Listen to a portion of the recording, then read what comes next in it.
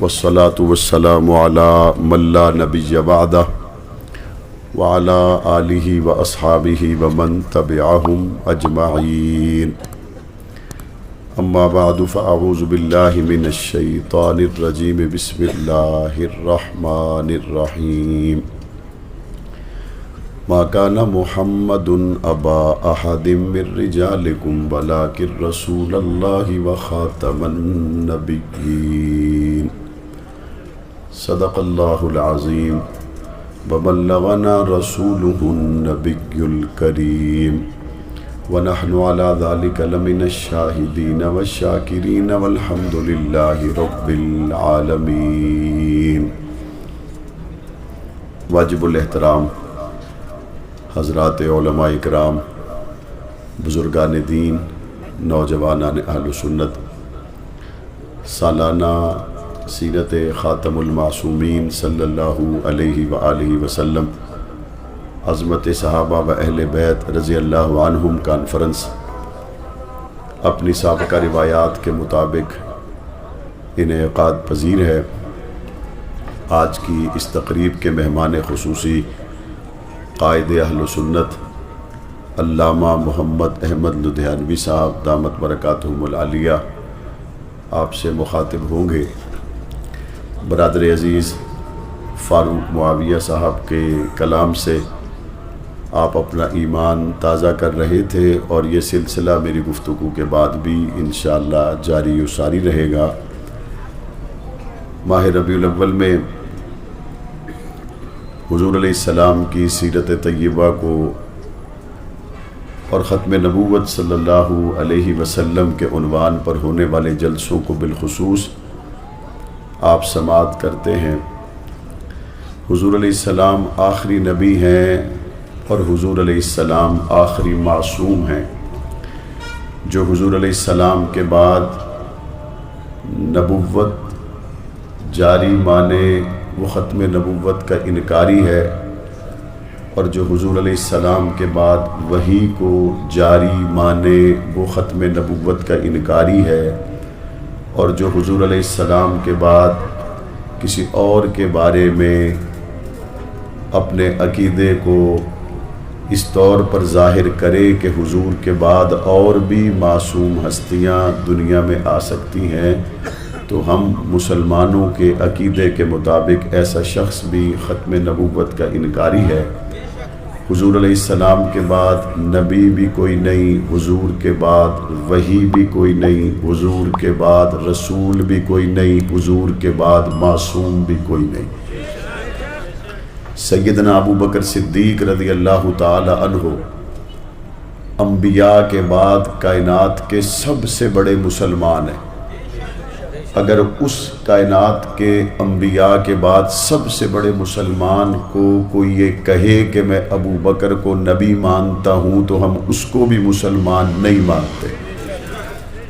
اور حضور علیہ السلام نے خود فرمایا لو کان بعدی نبی لکان عمر، اگر میرے بعد نبوت جاری رہنی ہوتی تو عمر کو اللہ تعالیٰ یہ اعزاز عطا کرتا کہ میرے بعد نبی ہوتا تو عمر ہوتا، لیکن میرے بعد کوئی نبی نہیں ہے اور میں آخری نبی ہوں. آپ اس بات کو جانتے ہیں کہ ظاہری طور پر ختم نبوت کے منکر جب پیدا ہوئے، امت میں اللہ نے منکرین ختم نبوت کے مقابل ایسے افراد پیدا کیے جنہوں نے ختم نبوت کے محاذ پر جانیں قربان کر کے پہرا دیا ہے. اور جس شخص کو اس امت میں اول حضور علیہ السلام کی ختم نبوت کے محاذ پر تلوار اٹھانے کا موقع ملا، قدم بڑھانے کا موقع ملا، اس شخص کو ابو بکر صدیق کہتے ہیں. مجاہد ختم نبوت اول اگر اس امت میں کوئی ہے تو وہ سیدنا ابو بکر صدیق رضی اللہ تعالی عنہ ہیں کہ جب پیغمبر علیہ السلام کا وصال ہوا، جھوٹے نبوت کے دعوے دار میدان میں آئے تو سیدنا ابو بکر صدیق رضی اللہ تعالی عنہ نے ان کا مقابلہ کیا. اور وہ حالات ایسے تھے کہ حضور علیہ السلام کے جانے کے بعد دیہاتی علاقوں میں لوگ مرتد ہو گئے، حضور کے جانے کے بعد زکوٰۃ کے لوگ انکاری ہو گئے، حضور کے جانے کے بعد نبوت کے دعوے دار سامنے آ گئے۔ حضور کے پردہ فرما لینے کے بعد جہاں مسلمان فوجیں مختلف محاذوں پر برسر پیکار تھی، وہ کفریہ طاقتیں بھی دوبارہ سے کمر کس کے مسلمانوں کے مقابل کھڑا ہونے کو تیار ہو گئی۔ اور یہاں حضرت ابو بکر صدیق کو اطلاع ملی تو ابو بکر صدیق نے جواب دیا، جو منکرین ختم نبوت ہیں ابو بکر کی تلوار ان کی گردن پر بھی چلے گی، جو منکرین زکوٰۃ ہیں ان کے خلاف بھی ابو بکر کی تلوار چلے گی، اور مسلمان مختلف محاذوں پر جو لڑ رہے ہیں ان کے خلاف بھی ابو بکر کی تلوار چلے گی۔ جو دیہاتی علاقوں میں لوگ ارتداد کا شکار ہوئے ان کے خلاف بھی ابو بکر کی تلوار چلے گی۔ عین اس موقع پر کسی نے حضرت ابو بکر کو مشورہ دیا،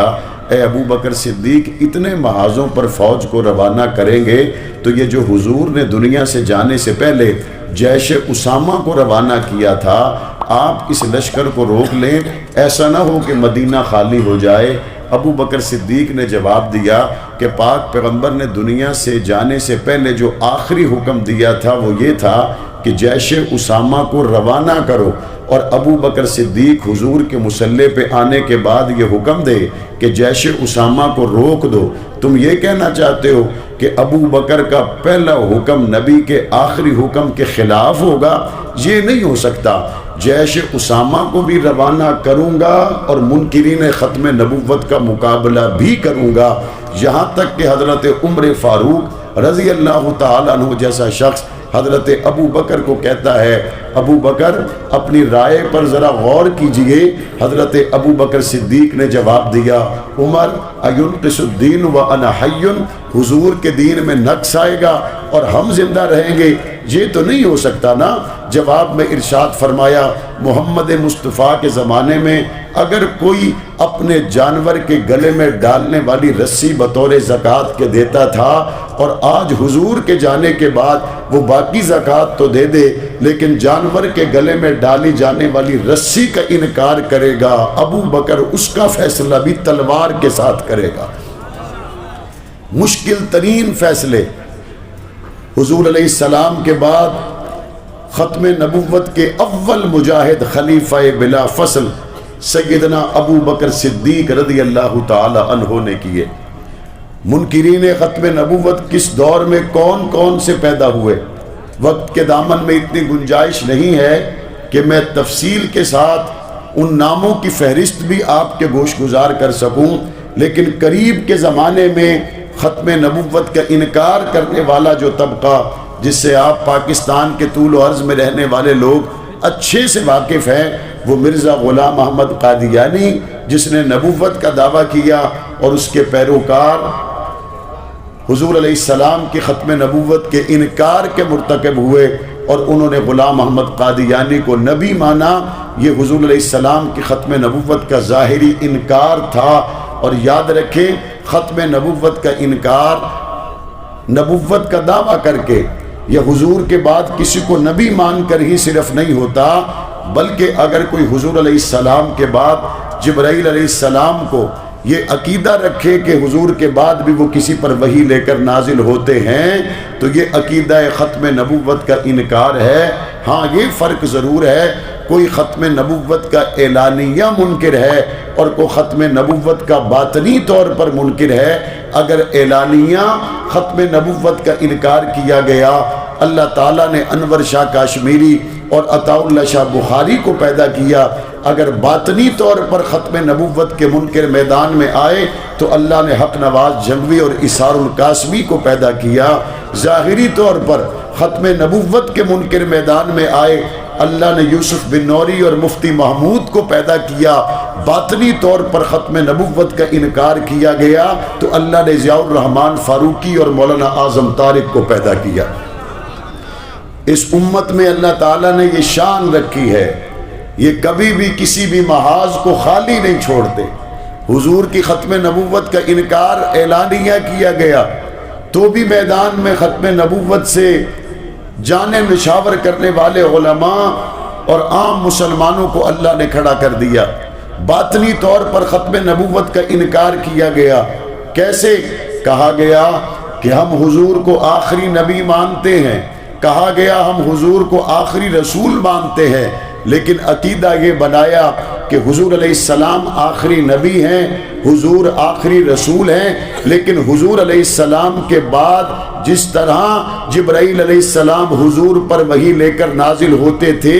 اسی طرح حضور علیہ السلام کے بعد حضرت علی المرتضیٰ پر جبرائیل وحی لے کر نازل ہوتے، اسی طرح حضرت حسن و حسین پر جبرائیل علیہ السلام وحی لے کر نازل ہوتے۔ اور جب اختیار کی بات کی گئی تو کیا عقیدہ بتایا گیا؟ عقیدہ بتایا گیا کہ اختیار اتنا ہے کہ ہمارے نبی کے بعد جن پر جبرائیل وحی لے کر آئے ان کا اختیار اتنا کہ وہ حلال کو حرام کر سکتے ہیں اور حرام کو حلال کر سکتے ہیں۔ ٹیکسلا کے لوگوں، حلال کو حرام کرنا اور حرام کو حلال کرنا یہ اختیار سوائے اللہ کے اور کسی کے پاس نہیں ہے۔ نبی کو بھی اللہ نے یہ اختیار نہیں دیا وہ کسی حلال کو حرام کر دے اور کسی حرام شے کو حلال کر دے۔ پاک پیغمبر صلی اللہ علیہ وسلم نے ایک موقع پر اپنے اوپر لازم کر لیا کہ شہد کو استعمال نہیں کریں گے۔ حضور علیہ السلام نے جب اپنے آپ کو شہد سے روک لیا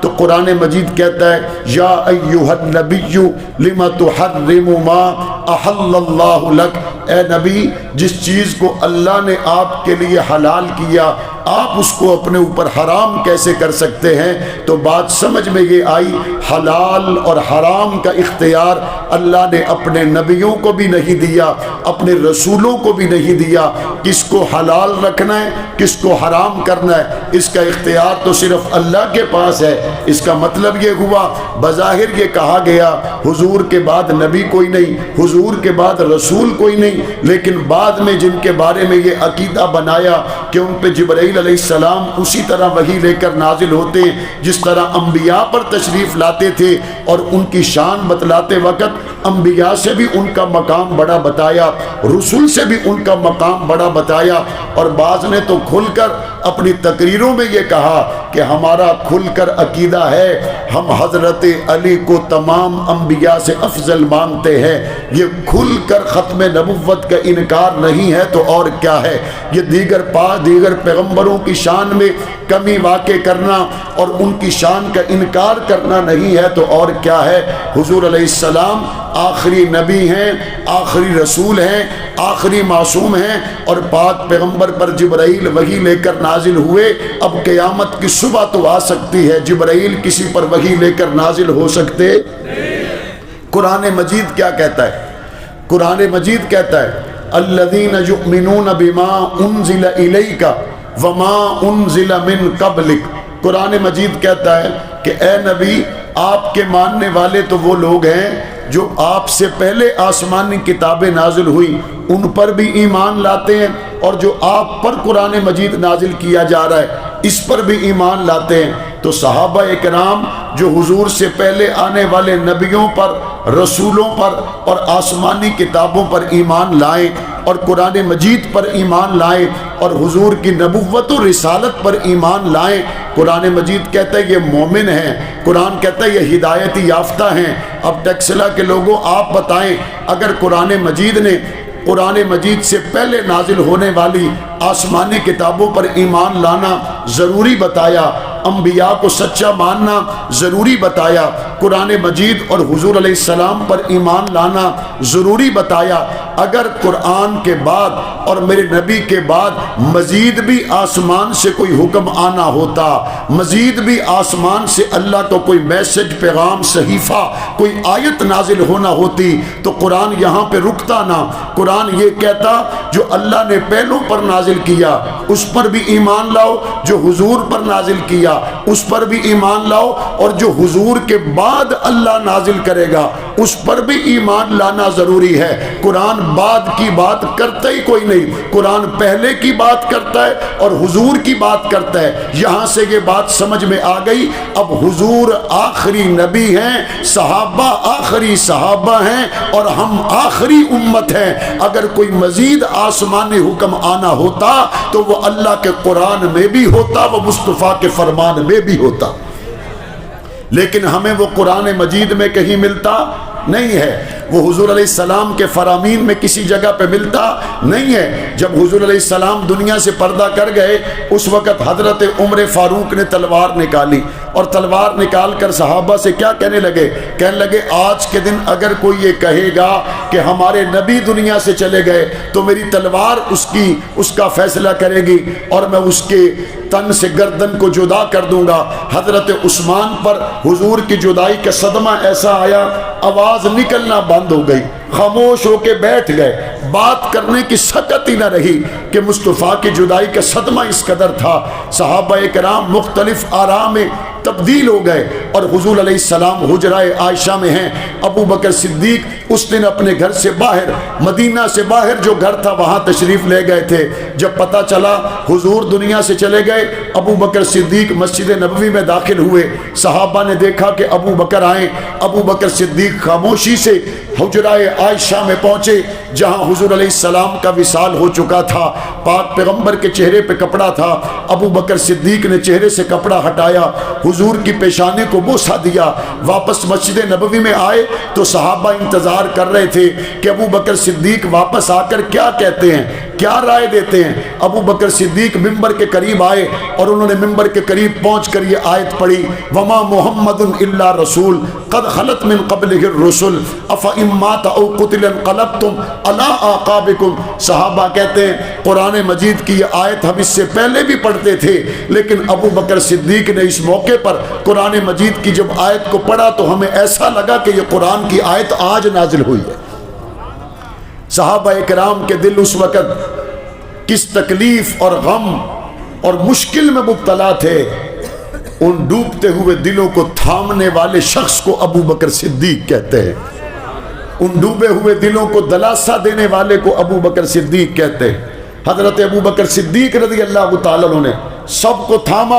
اور قرآن مجید کی اس آیت کریمہ سے صحابہ کرام کو سن کر یقین ہو گیا کہ حضور نبیوں میں سے ایک نبی تھے اور وہ بھی اللہ کے حکم سے دنیا سے چلے گئے۔ اب دنیا میں جو تو حضور کے لیے آیا تھا تو وہ لوٹ جائے، اور جو اللہ کے لیے آیا تھا تو اس کو چاہیے وہ اللہ کی بندگی کرے اور رسول کریم صلی اللہ علیہ وسلم کی اتباع کرے۔ یہاں پہ حضرت ابو بکر صدیق کا غم ایسا نہیں کہ عمر سے کم تھا، عثمان اور علی سے کم تھا۔ ابو بکر کے غم کا عالم یہ ہے جب 2 سال بعد حضرت ابو بکر صدیق کا جنازہ ابو بکر کے گھر سے اٹھا، حضرت ابو بکر کے حالات میں لکھا ہے ابو بکر صدیق کے گھر میں لگے ہوئے مکڑی کے جالے بھی سانس کی گرمی کی وجہ سے سیاہ ہو چکے تھے۔ وجہ اس کی یہ تھی کہ ابو بکر صدیق حضور کے بعد 2 سال تک دنیا میں رہے اور ان 2 سالوں میں ابو بکر صدیق پر ایک لمحہ بھی ایسا نہیں آیا جس میں ابو بکر کو بخار نہ ہو۔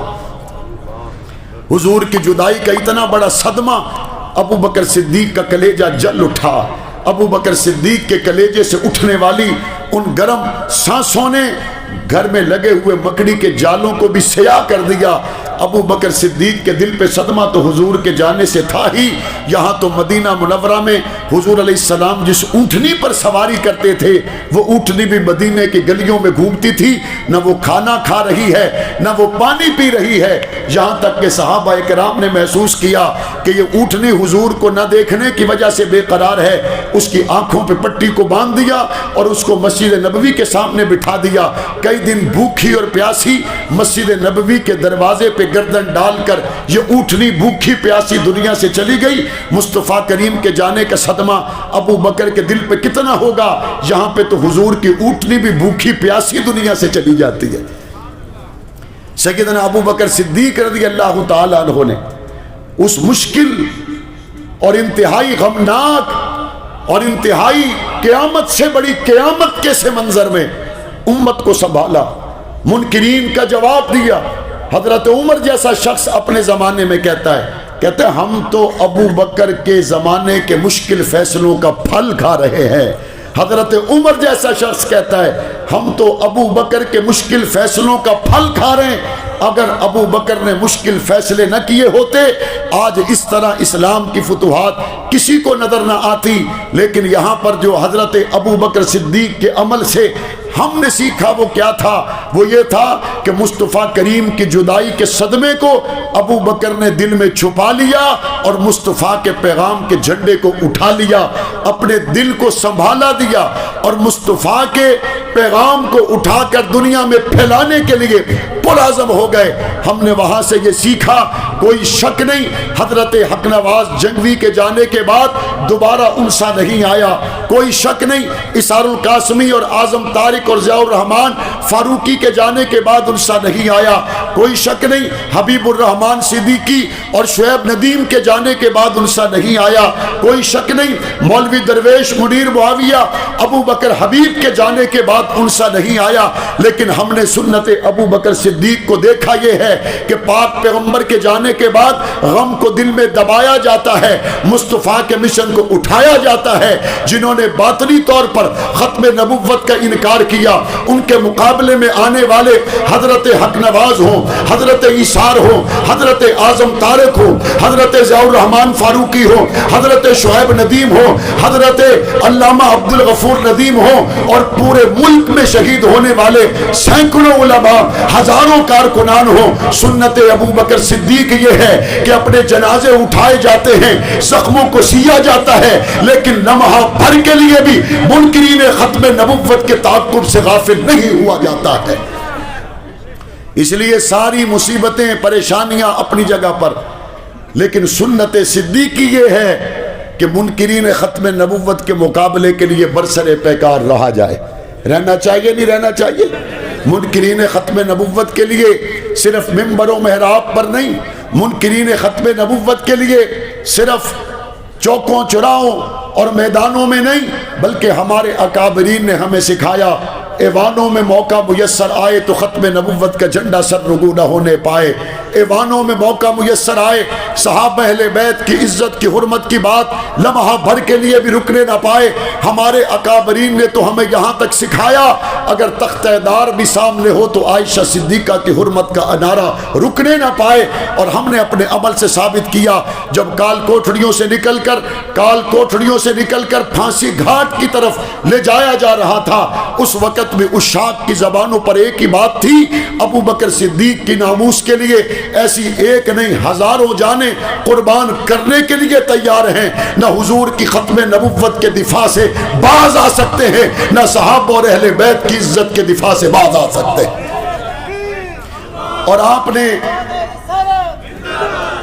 نے ٹیکسلا سے تعلق رکھنے والوں، میں آج اس اسٹیج پر آپ دوستوں کا شکریہ ادا کرنے کے لیے بھی آیا ہوں۔ 19 سال مجاہد ختم نبوت، شہید ناموس صحابہ، جرنیل اسلام علامہ محمد اعظم طارق رحمت اللہ علیہ کی شہادت کو گزر گئے۔ 19 سال کے بعد جب آپ کو 3 دن پہلے اسلام آباد آپ پارا ہاکی گراؤنڈ میں شہید اسلام جرنیل اسلام علامہ محمد اعظم طارق شہید رحمت اللہ علیہ کی یاد میں ہونے والے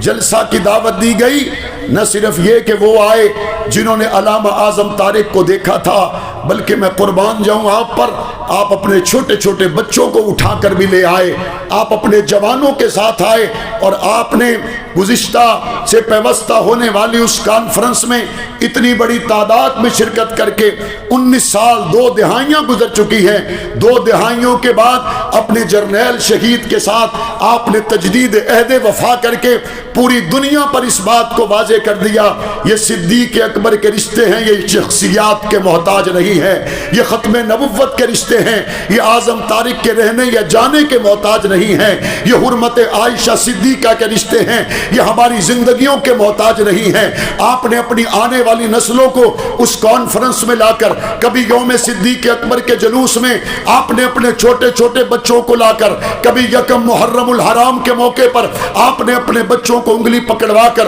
مراد مصطفیٰ عمر فاروق کی محبت میں چلنا سکھا کر دنیا کفر کو بتا دیا ہم چلے جائیں تو تم یاد رکھنا یہ مشن رکے گا نہیں، ہماری نسلیں چلی جائیں تم یاد رکھنا یہ پروگرام رکے گا نہیں۔ مصطفیٰ کے پہلو میں آرام کرنے والے ابو بکر عمر کی عزت و حرمت کے تحفظ کے لیے قبیلے قربان کیے جا سکتے، خاندان قربان کیے جا سکتے، شہر قربان کیے جا سکتے، لیکن کل بھی ابو بکر سے منہ نہیں موڑا تھا، آج بھی ابو بکر سے منہ نہیں موڑا جا سکتا ہے۔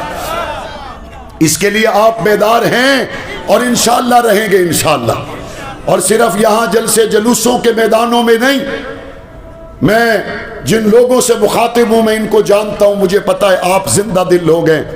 مجھے پتا ہے آپ زبانی دعووں کرنے والے لوگ نہیں، آپ پڑھے لکھے باشعور لوگ ہیں۔ میں آپ سے یہ بھی کہنا چاہتا ہوں صرف جلسوں کے میدانوں میں نہیں، انتخابی میدانوں میں بھی نظر دوڑائیں، انتخابی میدانوں میں بھی نظر اٹھائیں۔ 371 کا ایوان پنجاب اسمبلی میں ختم نبوت کی بات آتی ہے، اکیلا معاویہ اعظم طارق کیوں بولتا ہے؟ جن کو آپ نے ووٹ دیا اس کی زبان کو تالا کیوں لگ جاتا ہے؟ آپ کو اس پہ سوچنا ہوگا